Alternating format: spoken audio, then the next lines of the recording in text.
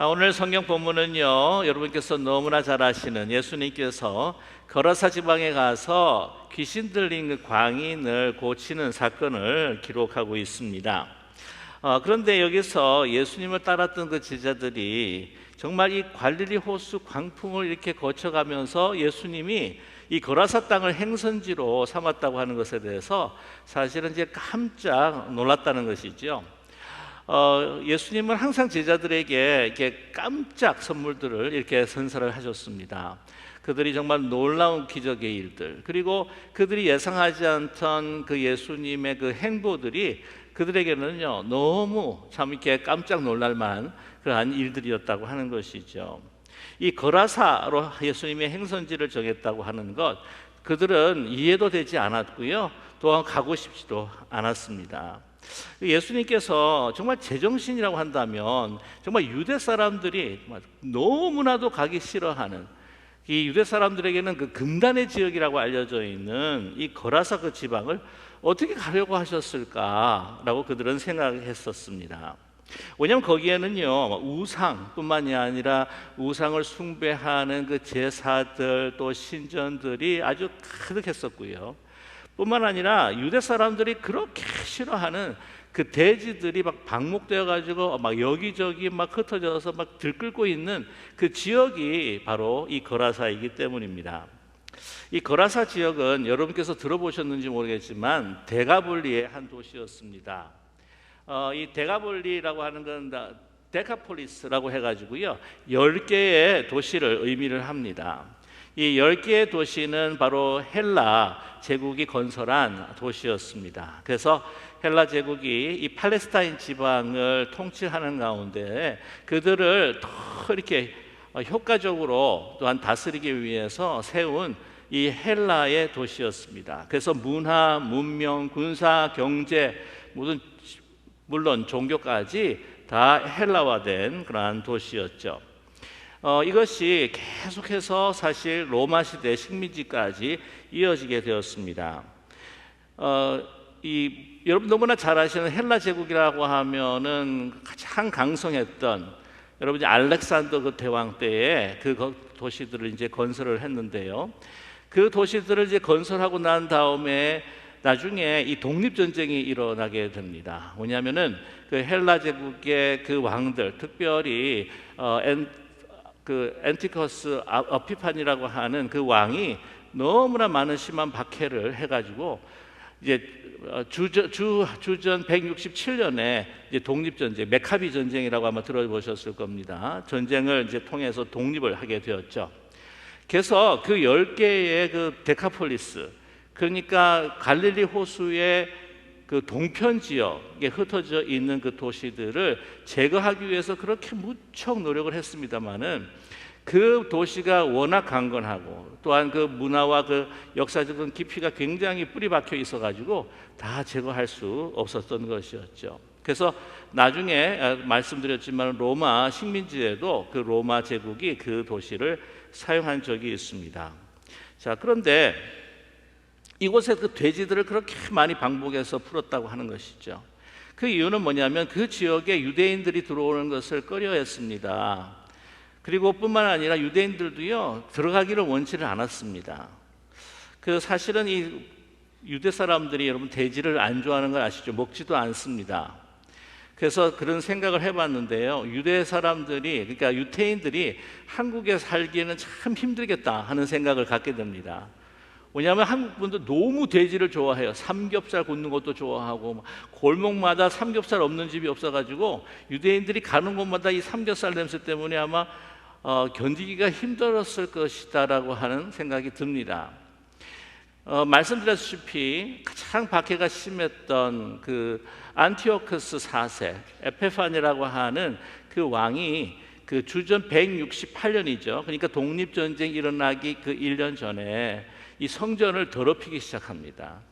유대 사람들을 박해하는데 그 사람들이 그렇게 존귀하고 고귀하게 여기는 성전을 더럽히는데 어떻게 하냐면은 법궤가 있어야 될 그 중앙에 제우스 신상을 올려놓고 거기에다가 이제 우상 숭배 신을 모시면서 제사를 부를 뿐 아니라 그 율법에서 금했던 그 돼지를 제물로 잡아가서 그 성전에다가 제단에다가 피를 뿌리고 또한 그 돼지를 갖다가 불태워 가지고는 제사를 지내는 거예요.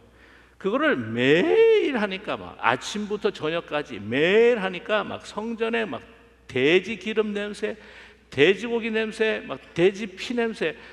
고기 좋아하시는 분들은요, 양고기, 소고기 냄새하고 돼지고기 냄새 아주 잘 구별하시는 분들이 계십니다. 여러분 아시죠? 근데 막 이게 막 냄새가 그 거룩한 성전, 그들이 정말 그 신이 임하신다고 하는, 하나님이 임하신다고 하는 그 성전에 그 막 냄새가 막 등청하고 막 가는 곳마다 막 거기에 막 피가 뿌려져 있고, 그러니까 막 아주 극대노를 해버리고 만 거예요. 그것이 이 독립전쟁을 일으키게 되게 되는 그러한 촉발점이 된다고 하는 것이죠. 그래서 지금도요, 소위 오르토독스 주, 그 보수적인 그 유대인들은 그 역사를 너무나 알기 때문에 이 돼지를 너무너무 싫어합니다. 그래서 거기에 막 돼지를 갖다가 그냥 방목을 해가지고 풀어놓고 이 축산업을 하는 그런 걸 일부러 그들이 행했다고 하는 것이죠. 근데 그곳을 가게 된 것입니다.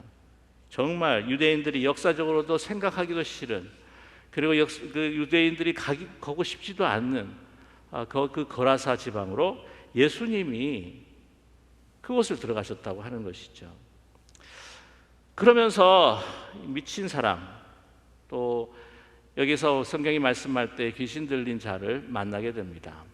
그 귀신 들린 자가요, 보통 귀신 들린 자가 아닙니다. 쭉 본문을 읽어보게 되게 되면은 이 쇠사슬을 끊을 정도로 힘 있는 귀신 들린 자예요. 그러니 그 당시에 그 지역에서도 알려져 있을 뿐만 아니라 그 호숫가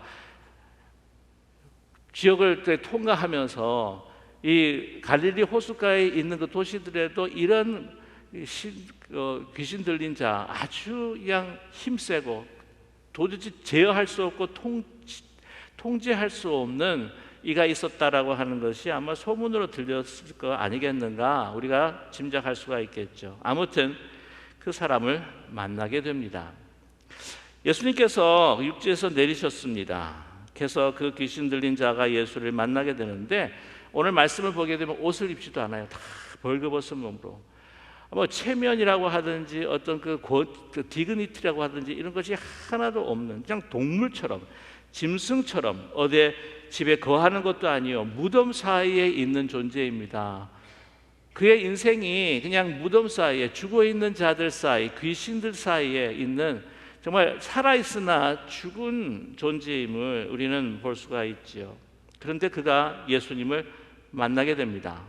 근데 그 만나는 그 장면에서 우리는 몇 가지 질문을 할 수가 있습니다. 28절의 말씀 보면은요, 예수를 보고 부르짖으며 그 앞에 엎드려 큰 소리로 불러 이르되 지극히 높으신 하나님의 아들 예수여, 당신이 나와 무슨 상관이 있나이까? 당신께 구하노니 나를 괴롭게 하지 마옵소서라고 이렇게 외칩니다. 그런데 자세히 우리가 살펴보면은요, 그의 행동과 말을 들을 때에 거기에 그의 내면에 있는 양면성을 우리는 발견할 수가 있습니다. 내면의 그 갈등, 그리고 그 내면의 양면성을 우리는 보게 됩니다. 보시면요, 예수님을 보고 부르짖습니다. 여기서 부르짖을 때에, 우리가 하나님을 부르짖을 때, 하나님 앞에 기도할 때 부르짖는 것처럼 우리가 보이게 되는 것이죠. 그리고 그의 앞에 엎드립니다. 엎드린다고 하는 것은 바로 상대방이 나의 경배의 대상이 된다고 하는 거죠. 뿐만이 아닙니다. 그가 귀신 들린 자인데 어떻게 알았는지 지극히 높으신 하나님의 아들 예수라고 이렇게 고백을 하고 있습니다. 그 이전까지 어떤 제자도요, 예수님을 하나님의 아들이라 고백해 본 제자가 없습니다. 어떻게 이렇게 잘할 수 있을까?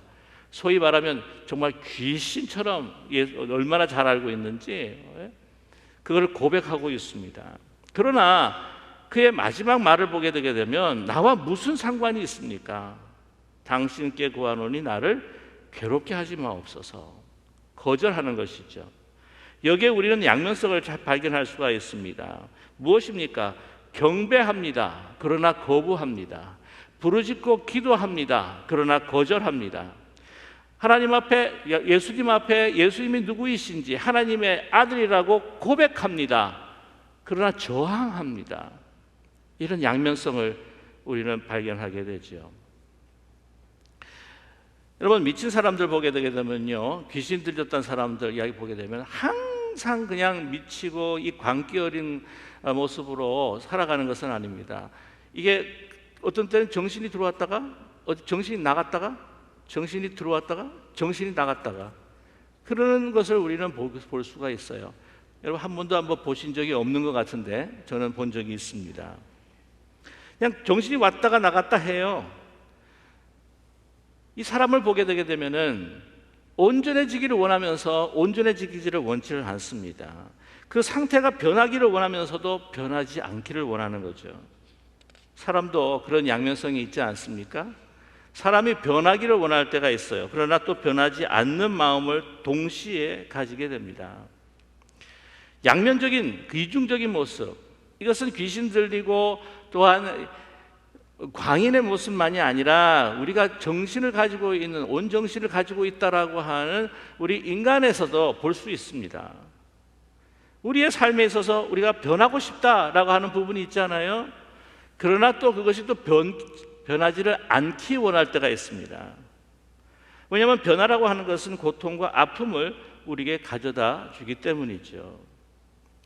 귀신 들린 이 미친 사람처럼 우리는 내 삶을 정말 모든 것을 주님 앞에 드리고 완전히 주님 앞에 있기를 원하지만, 그러나 한편으로는 세상 가치로, 세상이 주는 아주 말초적인 그 기쁨, 즐거움으로 거기에서 빨려 들어가며 예수님에서부터 피하기를 원하고 예수님에서부터 멀어지기를 원하는 것이 또한 우리의 마음입니다.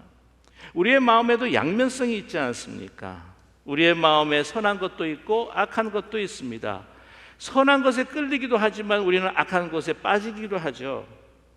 낮에는 선한 하이드처럼 우리가 마음을 가지고 또 행동을 하지만 밤에는 반대로 치킬과 같이 마음의 어두움을 가지고 또한 폭력과 또 힘을 즐길 때가 있습니다. 근데 예수님께서 거부하는 그에게 예수님 묻습니다. 예수님이 그를 치유하기 위해서, 귀신을 내쫓기 위해서 먼저 물으시는 것이 뭐냐면, 너가 누구냐? 너의 이름이 뭐냐? 너의 정체성이 뭐냐? 라고 이렇게 묻습니다. 그랬을 때 그는 자신이 군대입니다 라고 이야기를 합니다. 군대라고 하는 것은 레기온이라고 하는 헬라어를 사용하고 있는데, 많다라고 하는 의미도 있지만 이 레기온이 나중에는 리전이라고 하는 영어 단어로 발전을 하면서 이것은 로마의 군사 단위로 쓰여졌습니다. 주로 6,000명의 군사를 이야기할 때에 리전, 레기온이라고 말하죠. 말하자면 내 안에 6,000명의 군사 같은 것들이 내 안에 들어와 있다고 하는 거예요. 그러니까 이길 수가 없는 것입니다. 내가 조절할 수도 없고 통제할 수가 없습니다. 6,000명이 왼쪽으로 쏠리면 나도 왼쪽으로 쏠리고 6,000명이 더 오른쪽으로 쏠리면 오른쪽으로 쏠립니다. 내가 통제할 수가 없이 이리저리 좌충우돌하면서 흐느적거리면서 살아가는 그 인생, 나는 군대입니다 라고 고백하죠. 한마디로 나는 이 귀신에 사로잡혀 있는 사람입니다. 나는 어떻게 할 수가 없습니다 라고 하는 표현입니다. 내가 어떻게 할 수 없다고 하는 것, 미친 것을, 광기를 이렇게 정의를 한다고 한다면 미친 사람들의 그 성향이 우리 가운데도 사실은 없지 않다고 말할 수 있습니다. 우리 자신 스스로는 마음에 얼마나 그 고요함과 마음의 평강을 원합니까? 잔잔한 호수처럼 그런 고요함을 우리의 삶에 있어서 원합니까? 그러나 그렇지 않습니다. 오늘도 지금 이 순간에 하나님 앞에 예배를 드리면서도 어쩌면 우리는 여러 가지 마음과 생각 가운데서 우리의 마음이 어지럽혀져 있지도 모릅니다. 이리저리 끌려가는 우리의 마음을 우리는 경험합니다. 여러 방향으로 갈라지고 있는 마음을 우리는 체험합니다. 삶의 불안, 초조, 두려움, 스트레스, 죄책감, 컴플렉스, 이런 것으로 우리의 마음이 갈라집니다. 뿐만이 아닙니다. 우리 가운데 있는 욕심과 탐욕, 시기, 질투, 분노, 경쟁, 이런 수만 가지 생각이 우리를 사로잡으면서 꼼짝하지 못하게 할 때가 있지 않습니까? 내가 정신을 바로 차리고 살아간다고 하지만 정말 내가 컨트롤할 수 없는 부분에 내가 툭 튀어나오는 말로 인해서 사람들을 아프게 하는 경우도 있고요.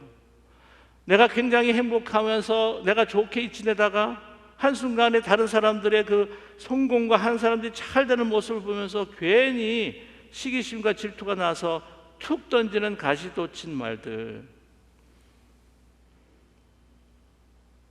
내가 정신을 차리고 있다고 하지만은 정말 정신없이 살아가는, 그것에 끌려가서 살아가는 우리의 인생의 모습을 보게 된다고 하는 것이죠.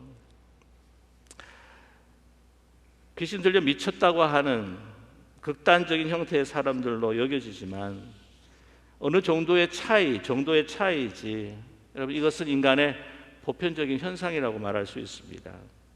여러 정신과 의사들은요 이렇게 이야기합니다. 오늘 이 시대를 살아가는 현대인 중에 정신병에 자유로운 사람은 아무도 없다. 저도 마찬가지겠죠. 우리는 이런 어느 정도, 이게 하나의 너무 극단적인 것이 아니라 이 정도의 차이가 있지만 우리는 어느 정도에 가지고 있는 정신적인 질환이 있다고 하는 거예요. 사실 제정신이 아니라는 거죠. 모두 정신적인 스트레스, 노이로제, 강박관념, 이런 것에 대해서요 우리는 자유로운 사람이 없습니다. 우리는 남모르게 죽음과 같은 그 두려움 속에서, 무덤 같은 곳에서 말할 수 없는 가슴 앓이를 하면서 살아갈 때가 있습니다. 정말 정도 차이지 정신적인 질환들을 그래도 한두 가지는 아버지 약하다고 할지라도, 그것이 강한 것이 아니라 할지라도 우리는 약하게 그것을 알아가면서 내가 통제할 수 없는 그런 삶을 우리가 지속해서 살아가고 있다는 것이죠.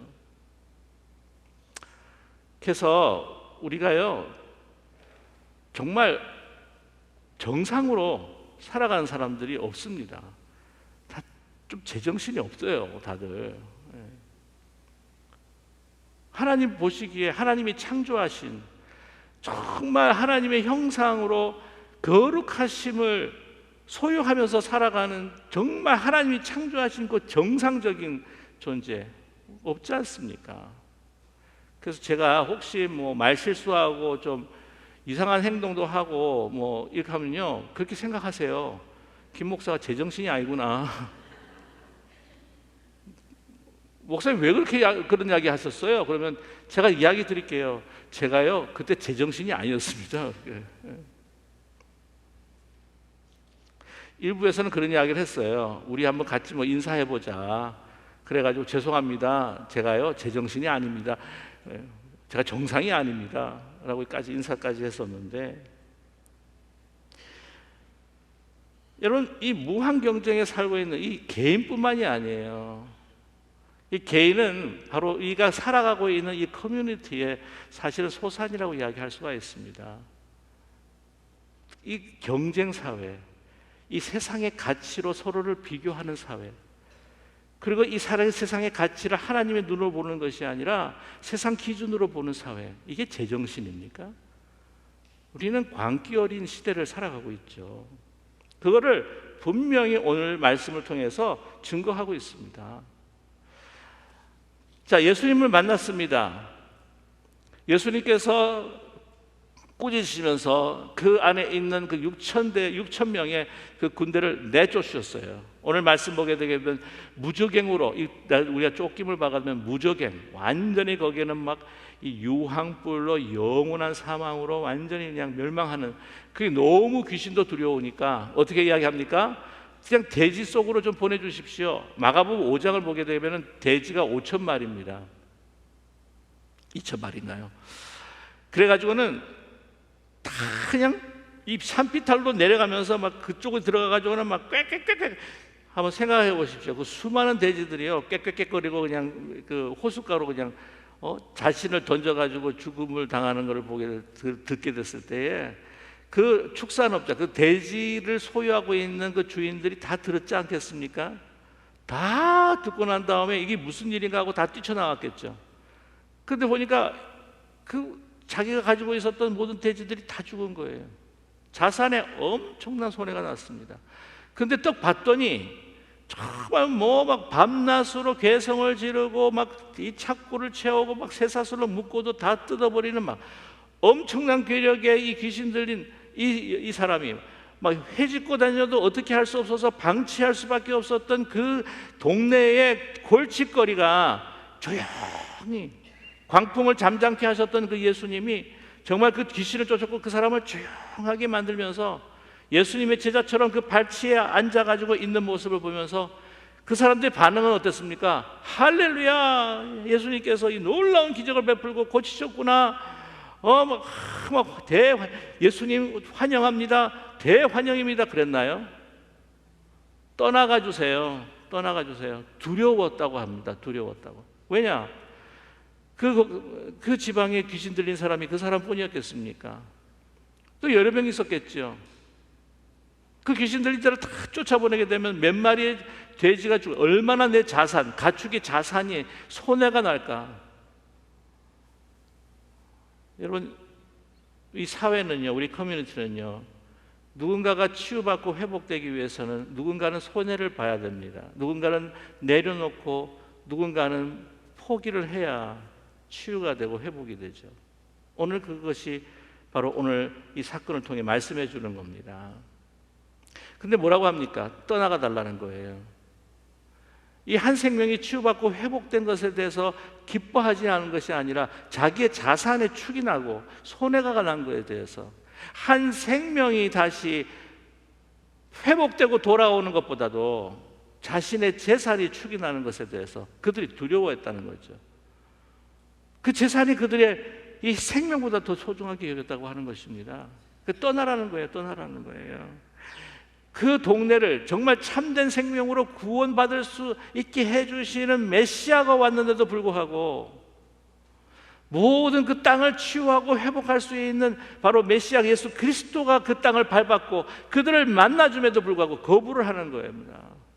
저는요, 이 6천 명의 군대를 지조정하는 제일 큰 소위 말하면 총감독이라고 이야기하잖아요. 총대장은 그 축산을 그 대지를 가지고 있는 그 소유자들 사이에 역사한다고 저는 그렇게 봅니다. 그런 시대를 우리가 살아가고 있지 않습니까? 한번 깊이 한번 생각을 해보시죠. 여러분, 예수님 당시에도 바리새인들과 제사장들은요, 예수님이 바알세불에 힘입어서 이 기적을 행한다 그랬어요. 예수님을 사단 취급하고 악령으로 취급을 했습니다. 근데 과연 그들이 왜 그런 이야기를 했을까요? 사단은 그들 가운데에서 역사하고 있기 때문이죠. 그런데 모든 그 종교, 모든 신앙의 존경과 명예와 모든 부를 누리고 있는 사람이었습니다. 근데 예수님께서 오셔서 정말 진정한 하나님의 길을 보여주시고 이스라엘 백성들뿐만 아니라 온 인류를 구원하시겠다고 오셨는데 그들이 지금 누리고 있는 그 기득권을 내려놓지 못해서 예수님을 사탄으로 몰아버리고 그리고 심지어는 예수님을 내쫓은 것이 아니라 예수님을 십자가에 못 박게 했던 그 사실을 볼 때에 과연 가장 큰 사탄은 누구 가운데에서 역사하고 있었을까?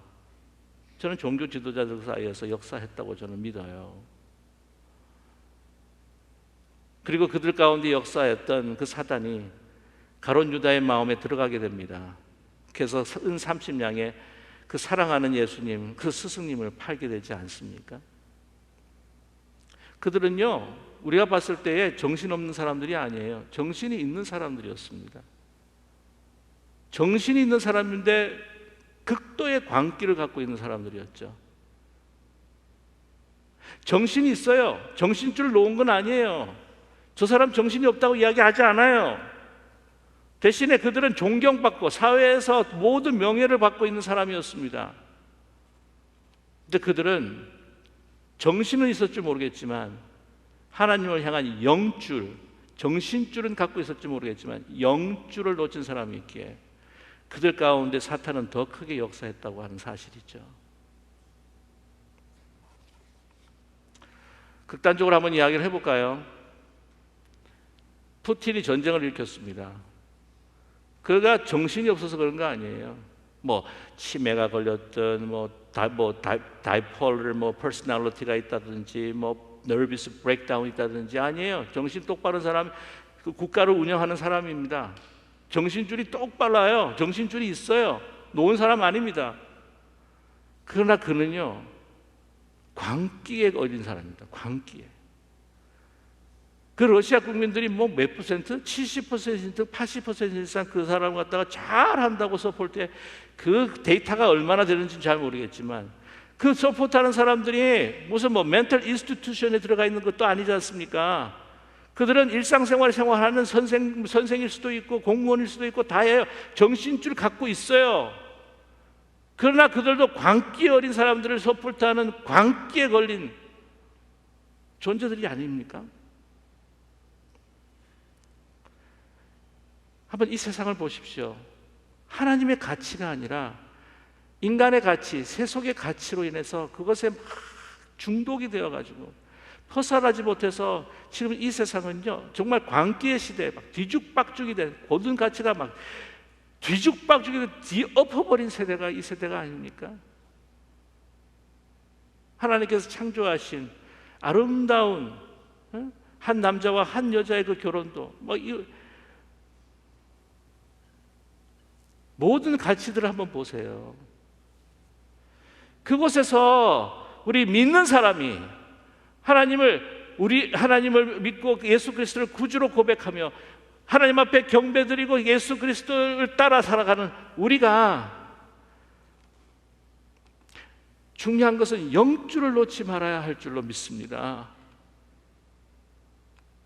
이 세상 가치가 우리 가운데 들어오고 거기에 우리가 심취가 되고 우리마저도 함께 이 세속화되어서 그들의 가치 속에서 들어가서 함께 행동할 수는 없지 않습니까? 저와 여러분,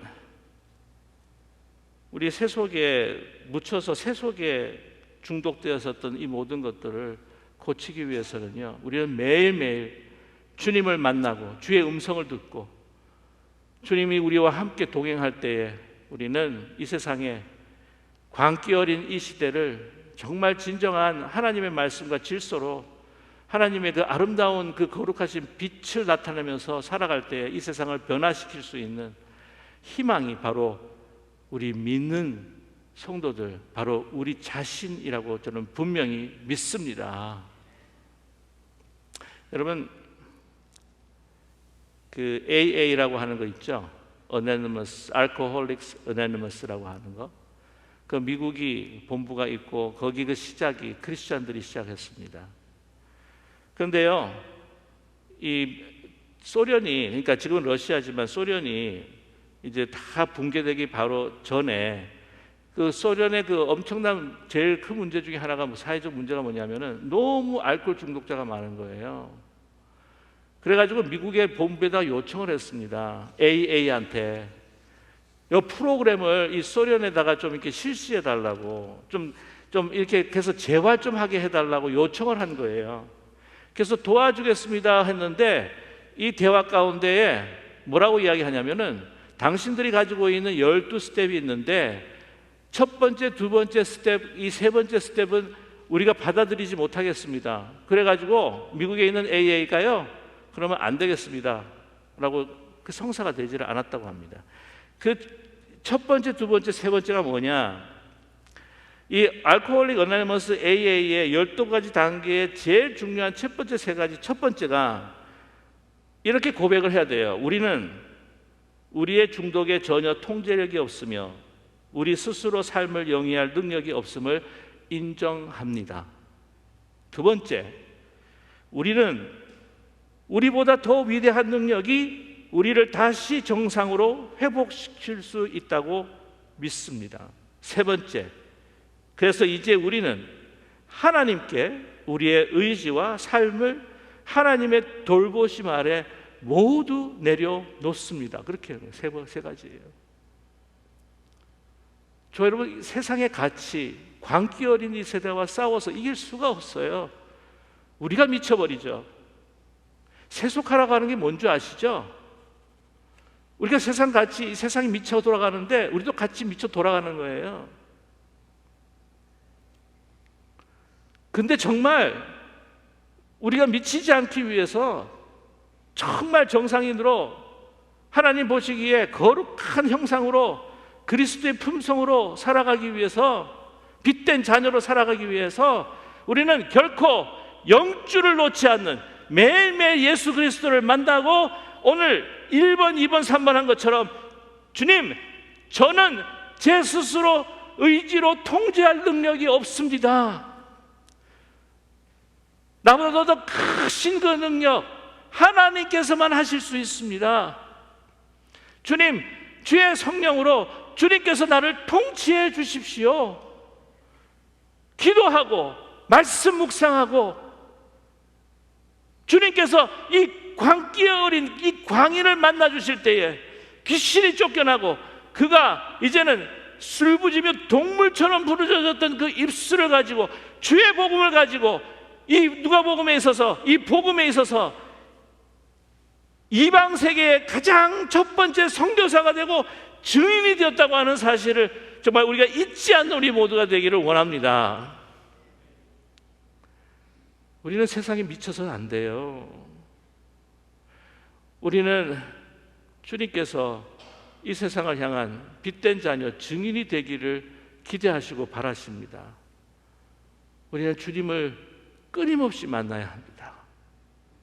우리가 할 수 없기 때문에 계속해서 기도로, 말씀 묵상으로 내 자신을 내려놓고 끊임없이 주의 힘과 능력으로 이 미쳐 돌아가는 이 세상에 다시 되돌릴 수 있는 증인의 삶을 살아가는 저와 여러분이 되시기를 주님의 이름으로 간절히 축원합니다. 기도하겠습니다.